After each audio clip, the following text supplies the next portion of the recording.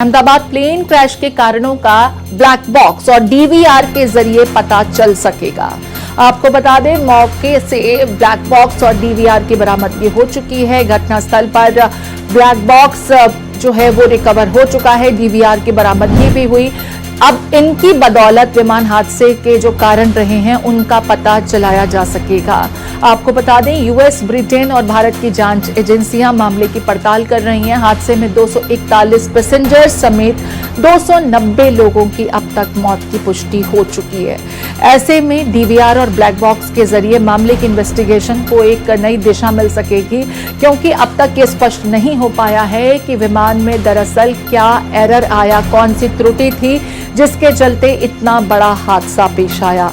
उड़ान भरने के कुछ ही सेकंड बाद, क्योंकि विमान के हाइड्रोलिक सिस्टम्स ऐसा लगता है काम नहीं कर रहे थे, दोनों इंजन फेल होने की बात की जा रही है। तो किन स्थितियों में, किन टेक्निकल खामियों के चलते ये दुर्घटना पेश आई, इनकी इन्वेस्टिगेशन के लिहाज से ब्लैक बॉक्स बहुत मददगार है। ब्लैक बॉक्स में दरअसल विमान के भीतर जो कुछ भी गतिविधियां होती हैं वो सब कुछ रिकॉर्ड होता है। ऐसे में उसका असेसमेंट करके, उसकी रिपोर्ट निकाल करके ये एनालाइज किया जा सकता है कि दरअसल उस समय विमान में एग्जैक्टली क्या रहा, और डीवीआर की मदद से इससे दोनों को जब डेटा को एनालाइज किया जाता है मिला करके, तो किसी नतीजे तक एजेंसीज पहुंच सकती हैं। यूएस, ब्रिटेन और भारत की एजेंसियां मामले की पड़ताल कर रही हैं।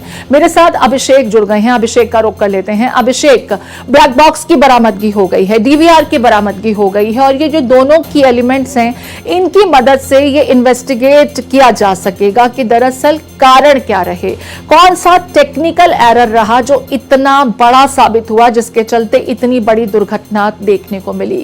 वो टेक्निकल एरर्स कंट्रीब्यूटर रहे इस हादसे के। ऐसे में ब्लैक बॉक्स का मिलना, डीवीआर का मिलना, अब यहां से जांच आगे कहां बढ़ती हुई आप देख रहे हैं? देखिए, बिल्कुल एक सवाल तो है ही, पूरी जांच एजेंसियों के लिए एक सवाल बना हुआ है कि आखिर किस तरीके से ये पूरी दुर्घटना हुई। ये अब तक जो कयास लगाए जा रहे हैं, क्या वही सच्चाई है या उसके उलट कई और सवाल है जिन पर जांच जरूरी है।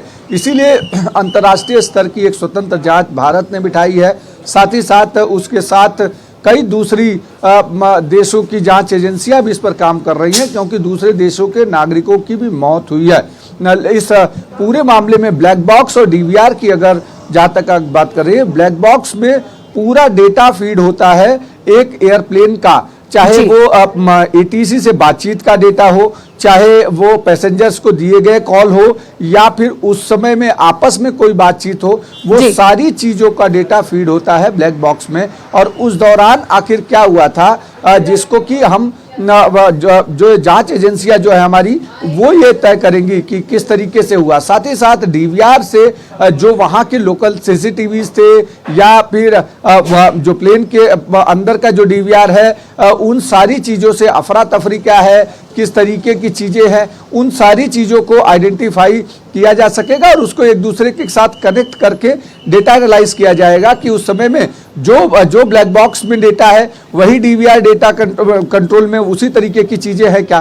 तो इस तरीके से ये एक आइडेंटिफाई किया जा सकेगा। साथ ही इस पूरे प्लेन का को, चूंकि बोइंग 787 विमान एक सेफ विमान कहा जाता है, और इसकी पूरी लैंडिंग अगर आप देखें, टेक ऑफ से लेकर के लैंडिंग यानी जो क्रैश साइट है वहां तक, अगर सीसीटीवी फुटेज को हम एनालाइज करें तो सीसीटीवी में प्लेन सही तरीके से उड़ता है, 425 फीट के ऊपर जाता है, और उसके बाद अचानक कंट्रोल नहीं खोता, क्योंकि कंट्रोल खोएगा तो वो फ्लाइट सीधे नीचे गिरेगी, वो सीधे नहीं गिरती है। वो जब वो लैंडिंग पोजीशन पे फ्लाइट फिर आती है, यानी फ्लाइट उसी मूव से जैसे लैंड होती है उस मूव से नीचे की तरफ जाती है। उसका नोज मतलब फ्लाइट का आगे का एरिया वो उठा रहता है, और पीछे का एरिया वो लैंडिंग साइट की तरह ही नीचे की तरफ जाता है। जैसे अमूमन फ्लाइट लैंड होती है तो लैंड होते समय आगे की फ्लाइट का हिस्सा उठा रहता है, पहले पीछे के चक्के दोनों नीचे आते हैं और उसके बाद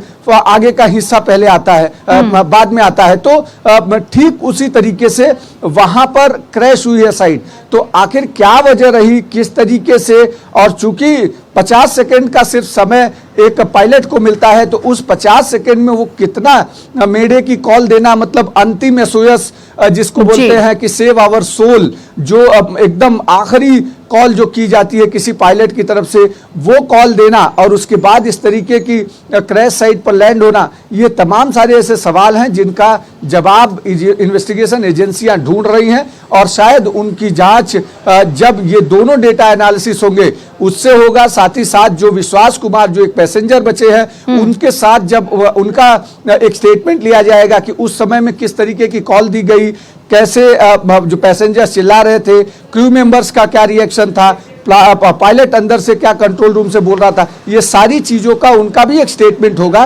क्योंकि अभी वो सदमे में है, उनका जांच चल रहा है, इसलिए उनको पूरी तरीके से उनको हालांकि अगर विश्वास कुमार रमेश की हम बात करें जिनका जिक्र आप कर रहे हैं अभिषेक, उनका एक स्टेटमेंट मैं देख रही थी, उनसे पूछा गया कि वो कैसे बचे, तो उनका भी कहना है कि मुझे तो कुछ समझ ही नहीं आया।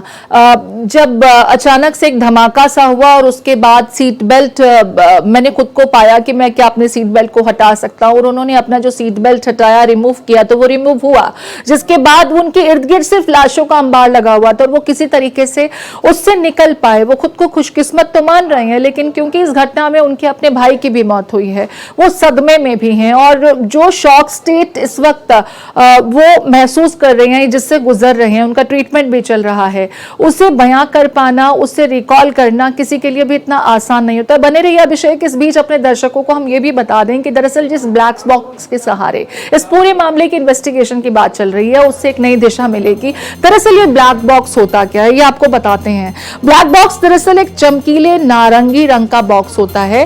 किसी भी दुर्घटना का, जो विमान से संबंधित दुर्घटना है, उसका पता लगाने के लिए इसका इस्तेमाल किया जाता है। उड़ान से जुड़ी सभी जानकारियां और गतिविधियों को इस बॉक्स में रिकॉर्ड जो होता है, उस डेटा को एनालाइज किया जाता है। ब्लैक बॉक्स में दो महत्वपूर्ण डिवाइस इंस्टॉल होते हैं, FDR फ्लाइट डेटा रिकॉर्डर। इस डिवाइस में प्लेन की रफ्तार, ऊंचाई, इंजन की स्थिति, फ्लाइट का रूट, पायलट की हर गतिविधियों को रिकॉर्ड किया जाता है। और दूसरा CVR यानी कॉकपिट वॉइस रिकॉर्डर, और इन्हीं दोनों की मदद से ये पता लगाया जाता है कि दरअसल उस समय जब यह हादसा हुआ तो विमान में क्या बातचीत हो रही थी, क्या कुछ कहा जा रहा था। पायलट जब कंट्रोल ऑपरेटर से बात करने की कोशिश कर रहा है तो वो क्या कुछ उन्हें कम्युनिकेट कर रहा है, या अंदर क्या एरर आया जिसको लेकर के अपने को पायलट्स के साथ में उनकी बातचीत हुई होगी। हालांकि यहाँ क्योंकि कुछ ही सेकंड का वक्त जो था वो गुजरा जिस दरमियान ये प्लेन दुर्घटनाग्रस्त हुआ, ऐसे में इस एनालिसिस से क्या कुछ पता लग पाएगा और कितना मददगार होगा ये ब्लैक बॉक्स, इसके लिए हालांकि हमें डिटेल रिपोर्ट का थोड़ा इंतजार करना होगा। इस बीच जो खबर मिल रही है वो कांग्रेस की तरफ से सामने आ रही है। कांग्रेस अध्यक्ष मल्लिकार्जुन खड़गे अहमदाबाद जाएंगे। विमान हादसे में मारे गए लोगों को श्रद्धांजलि देंगे मल्लिकार्जुन खड़गे। विमान हादसे में मारे गए लोगों को श्रद्धांजलि देंगे, अहमदाबाद जाने की बात की जा रही है। आज शाम करीब 4 बजे अहमदाबाद पहुंचेंगे मल्लिकार्जुन खड़गे, जो इस घटना में मारे गए लोगों को श्रद्धांजलि देंगे। सिविल अस्पताल भी जाएंगे मल्लिकार्जुन खड़गे, अस्पताल में घायलों का हालचाल जानेंगे। घटनास्थल का भी दौरा करेंगे मल्लिकार्जुन खड़गे। तो देखिए, कांग्रेस की तरफ से ये बड़ी जानकारी मिल रही है। कांग्रेस अध्यक्ष मल्लिकार्जुन खड़गे आज अहमदाबाद जाएंगे, शाम 4 बजे के आसपास घटनास्थल का दौरा करेंगे, अस्पताल भी पहुंचेंगे और इस हादसे में मारे गए लोगों को श्रद्धांजलि भी अर्पित करेंगे मल्लिकार्जुन खड़गे। तो देखिए, लगातार पूरा देश, बल्कि मैं ये कहूं कि पूरी दुनिया इस हादसे से सकते में है और खास करके ज्यादातर वो लोग सहमे हुए हैं विमानों की सुरक्षा को लेकर के, जिनके जहन में सवाल हैं कि क्या हम सुरक्षित हैं, खास करके जब हम विमान के लिए अपनी एक कोई फ्लाइट शेड्यूल करते हैं विमान के जरिए, तो क्या वो सुरक्षित होगी। इस बीच जो बड़ी जानकारी हम आपको बता रहे हैं, आज कांग्रेस अध्यक्ष मल्लिकार्जुन खड़गे अहमदाबाद पहुंचेंगे। मेरे साथ अभिषेक बने हुए हैं, अभिषेक का रुख कर लेते हैं। अभिषेक, आज मल्लिकार्जुन खड़गे अहमदाबाद जाने वाले हैं, आज पीड़ित परिवारों से मिलेंगे, जो मृतक हैं उन्हें श्रद्धांजलि देंगे, साथ ही साथ जो घायल हैं जिनका अस्पताल में इलाज चल रहा है उनका हालचाल भी जानेंगे मल्लिकार्जुन खड़गे। बिल्कुल 4 बजे के आसपास कांग्रेस के राष्ट्रीय अध्यक्ष मल्लिकार्जुन खड़गे वो अहमदाबाद पहुंचेंगे। उसके बाद वो सिविल अस्पताल में आएंगे, जहां घायलों से मुलाकात करेंगे, उनका हालचाल जानेंगे और उसके साथ ही वो क्रैश साइट पर भी जाएंगे और वहां पर देखेंगे कि आखिर क्रैश कैसे हुआ था। अधिकारियों से वो ब्रीफिंग ले सकते हैं क्योंकि वो कांग्रेस के राष्ट्रीय अध्यक्ष होने के साथ साथ राज्यसभा सांसद हैं और एक राहुल गांधी और उनकी नज़दीकी सबको पता है, तो वो अधिकारियों से एक ब्रीफिंग तो ले ही सकते हैं। उसके साथ साथ वो परिजनों से भी बात करेंगे जो जिन लोगों के परिवार से कोई हताहत हुआ है या जो जिनका मेडिकल में उपचार चल रहा है, उनसे भी मुलाकात करेंगे और उनसे बातचीत करेंगे।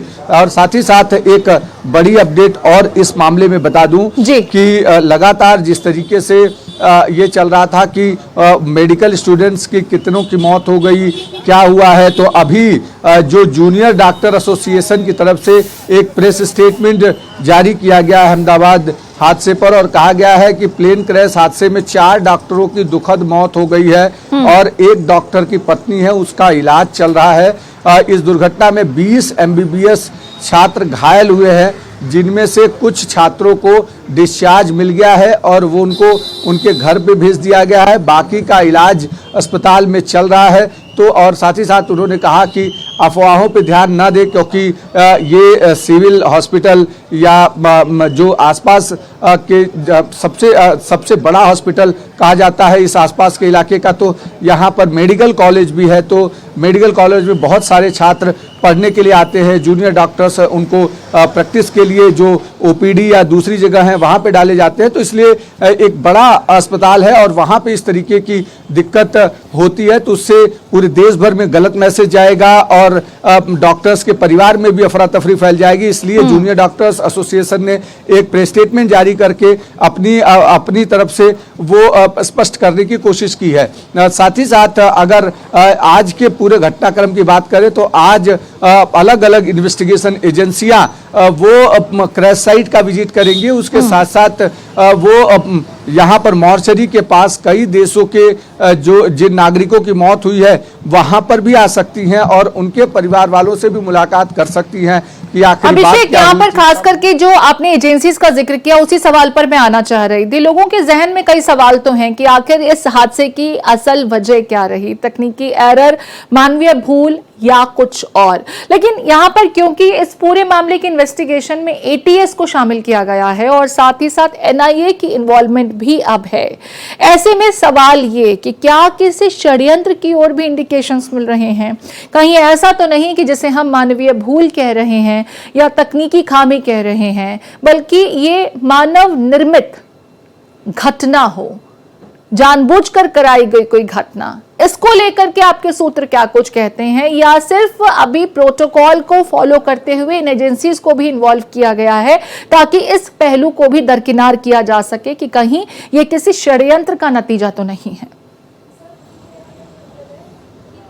प्रीति, सही कहा आपने। देखिए, इसमें कई एजेंसियों का इन्वॉल्वमेंट है, खास करके जो टेक्निकल एजेंसियां हैं वो तो टेक्निकल पर्सपेक्ट्स में जांच करेंगी, यानी फ्लाइट कैसे टेक ऑफ की, उस समय कोई गड़बड़ी हुई, ब्लैक बॉक्स क्या है, DVR क्या है, ये टेक्निकल चीजें जो है वो चाहे वो DGCA की एजेंसी हो, चाहे इंटरनेशनल एजेंसीज हो या फिर दूसरी जो टेक्निकल एजेंसीज हैं बोइंग की या DGCA की, वो सारी जांच करेंगी। लेकिन ATS या NIS का इसमें इन्वॉल्व होना, ATS या NIA के इन्वॉल्वमेंट से साफ है, क्योंकि आप देखिए तो मैं फिर आपको दोहरा रहा हूं, कई सारे जो एक्सपर्ट्स हैं वो ये कह रहे हैं कि अगर इंजन फेल होगा, कोई दिक्कत, अगर अचानक कोई फेलियर होता है और तुरंत, तो वो फ्लाइट नोज के बल गिलेगा, यानी सीधे नीचे आएगा। लेकिन फ्लाइट लैंड हो रहा है, लैंड होने का मतलब ये है कि कहीं ना कहीं इस इमरजेंसी कंडीशन में लैंड कराने की क्या पायलट की मंशा बचाना था या कुछ और था, ये हम नहीं कह सकते, वो एजेंसियां जांच कर रही हैं। लेकिन एजेंसियों का इशारा जरूर इस तरफ है कि हाल के जो घटनाक्रम पूरे देश भर में हुए, हाल की ऑपरेशन सिंदूर की घटनाएं हुई, पूरे विश्व भर में कई सारे अलग अलग जगहों पर इस तरीके की चीजें हो रही हैं, तो इसलिए सरकार ये नहीं चाहती कि कोई एंगल बचा रहे, इसलिए हर एंगल से जांच करना चाह रही है। बहुत महत्वपूर्ण जानकारी आप दे रहे हैं अभिषेक। अपने दर्शकों को एक बार फिर से बताना चाहेंगे कि जिस पैटर्न में ये विमान इंपैक्ट उस बिल्डिंग के साथ होता है, वो पैटर्न दरअसल लैंडिंग पैटर्न है। विमान का नोज ऊपर की तरफ उठा रहना और उसका जो पीछे का टेल है वो नीचे की तरफ जब वो इंपैक्ट होता है तो पाया गया है। और नॉर्मली लैंडिंग के समय ये पोजीशन होता है किसी विमान का, तो पायलट ने शायद इसे सेफ लैंडिंग कराने की या कम से कम इंपैक्ट हो जिससे नुकसान कम हो उसके प्रयास किए थे। बावजूद इसके, क्योंकि विमान से पूरी तरह से कंट्रोल उनका खोता जा रहा था, ऐसे में इंपैक्ट बहुत भयावह हुआ। बावजूद इसके इसकी जो पोजीशनिंग है, खास करके नोज का ऊपर उठा होना और टेल का बिल्डिंग के साथ इंपैक्ट पाया जाना, यह इंडिकेट करता है कि कुछ तो यहां पर गड़बड़ हुई, जिसकी ओर फिलहाल स्पष्टता के साथ कुछ नहीं कहा जा सकता कि क्या कंप्लीट फेलियर था, हाइड्रोलिक फेलियर थे, दोनों इंजन फेलियर थे या कुछ और। इस बड़ी खबर पर लगातार भारत एक्सप्रेस की नजर बनी हुई है। बहुत शुक्रिया अभिषेक, विस्तार से तमाम जानकारी साझा करने के लिए।